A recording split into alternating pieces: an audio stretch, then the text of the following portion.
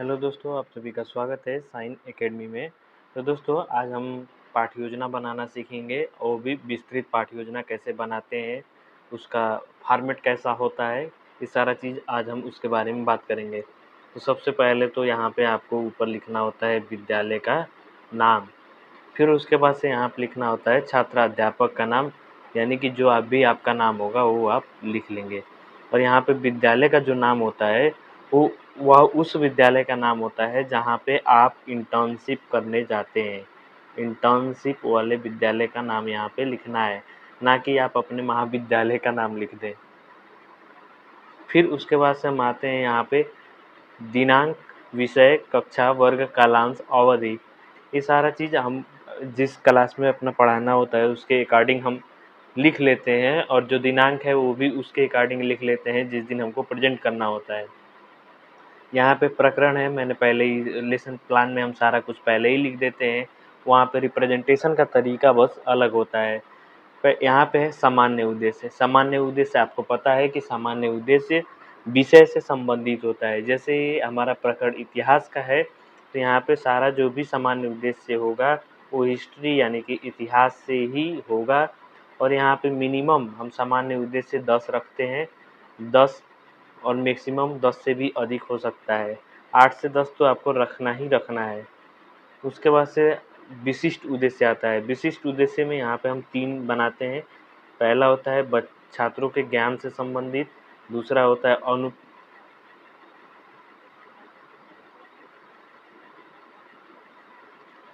छात्रों के ज्ञान से संबंधित, और दूसरा होता है अनुबोधात्मक यानी कि समझ से संबंधित, और तीसरे पे आता है अनुप्रयोग।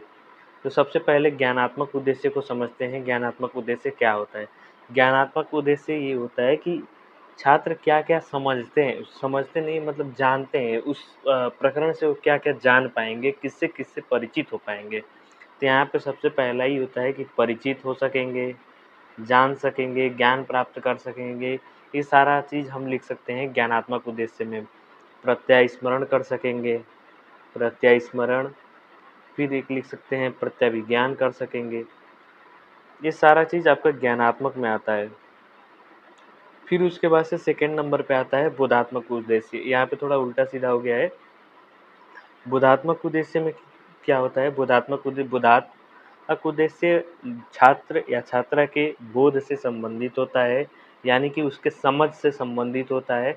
हम उसकी समझ में क्या-क्या विकसित करेंगे, यहाँ पे बोधात्मक उद्देश्य से में लिखेंगे। उद्देश्य यही होता है कि जो टीचर है वो अपने छात्रों में क्या-क्या परिवर्तन देखना चाहता है पढ़ाने के बाद। पह फिर उसके बाद से यहाँ पे हम लिखते हैं, उदाहरण दे सकेंगे, तुलना कर सकेंगे, उसके अलावा समझ सकेंगे, व्याख्या कर सकेंगे, ये सारा चीज़ बोधात्मक में हमारे आता है। तीसरा पे आता है ये हमारा अनुप्रयोग। अनुप्रयोग ये होता है, अनुप्रयोग से संबंधित ये है कि छात्रों के जीवन में उस प्रकरण का क्या प्रयोग है।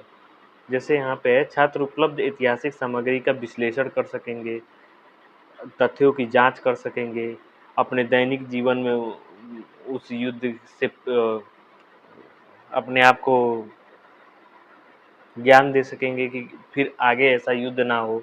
ये सारा चीज़ अनुप्रयोग में आता है। फिर उसके बाद से आता है, यहाँ पे एक चीज़ छूट गया है, एक होता है आवश्यक सामग्री। आवश्यक सामग्री में ऐसे चीज़ होते हैं जिनके बिना टीचिंग इम्पॉसिबल है। ब्लैक बोर्ड जैसे कि ब्लैक बोर्ड, चाक, डस्टर, ये रहना ज़रूरी नहीं, बहुत ज़्यादा ज़रूरी है अगर किसी क्लास में हमको पढ़ाना है तो। चाक, डस्टर, ये सारा चीज़ रहना ही रहना चाहिए। उसके अलावा दूसरे नंबर पे आता है सहायक सामग्री। सहायक सामग्री क्या कहता है? सहायक सामग्री से मतलब होता है यहाँ पे चाक, डस्टर सहायक सामग्री में नहीं आएगा, पॉइंटर पॉइंटर आएगा, लपिट श्यामपट्ट भी आएगा और चार्ट पेपर भी आएगा। तो इसमें हम उस सामग्री को रखते हैं जो आवश्यक सामग्री के अलावा छात्रों को हम समझाने के लिए विभिन्न तरह के मॉडल, विभिन्न तरह के श्यामपट्ट, चार्ट पेपर, सजीव मॉडल्स वगैरह लेके जाते हैं। वो सारा चीज़ सहायक सामग्री में आता है। फिर यहाँ पे होता है पूर्व ज्ञान। पूर्व ज्ञान उसको कहते हैं कि छात्र क्या-क्या पहले से जानते हैं। जैसे यहाँ पे हमने लिख दिया कि छात्र मैसूर युद्ध के बारे में सामान्य जानकारी रखते हैं, या तो हम ये भी लिख सकते हैं कि छात्र विभिन्न भारतीय युद्धों के बारे में सामान्य जानकारी रखते हैं। उसके बाद से यहाँ पे हम पाठ प्रस्तावना के प्रश्न लिखेंगे। प्रस्तावना कौशल में आपने सीखा है कि प्रस्तावना कौशल में पाठ प्रस्तावना प्रश्न 4 से 5 होने चाहिए, मिनिमम 4, मैक्सिमम 5, इससे अधिक नहीं होने चाहिए और 4 से कम भी नहीं होना चाहिए। 4 से कम नहीं और 5 से अधिक नहीं।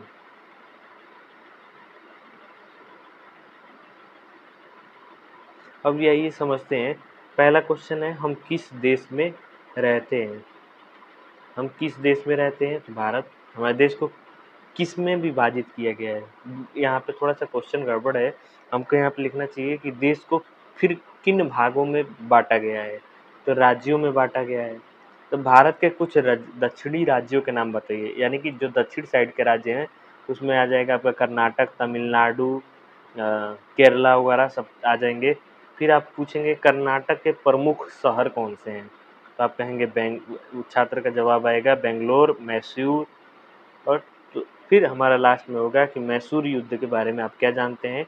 यहीं पे हमारा समस्यात्मक आ जाएगा और समस्यात्मक आने के बाद से हम अपना प्रश्न खत्म करेंगे और उसी के जस्ट बाद नीचे हमारा होता है उद्देश्य कथन।